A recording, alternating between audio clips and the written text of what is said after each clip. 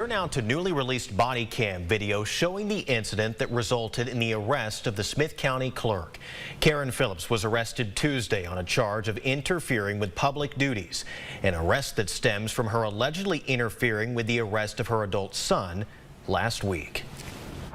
The incident started when a Smith County Sheriff's deputy tried to pull a vehicle over for defective taillights. The driver didn't stop until he pulled into the driveway of Karen and Terry Phillips' home. I literally have a claim that taillights are not a crime. I'm not involved in the traffic code. I have a notice here. Soon after, the Phillips' son, Derrick, a friend of the man being pulled over, began interfering. Your name and badge number? You're literally lying right now. Okay, right now, you are being placed. You are detained. You are being detained. County Clerk Karen Phillips can later be seen walking outside.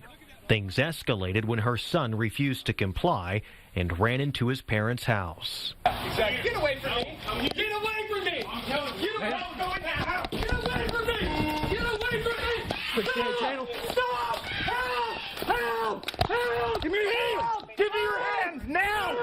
Help! Help! It's my glasses! I gotta Help! While trying to take Derrick Phillips outside, the sheriff says Phillips' mother can be seen trying to get between her son and the deputies. Where's my glasses? I got them. Give me my glasses. I can't stop breaking my arm. Hey, go. Get back. Step back. Give me my glasses. I cannot see. Go.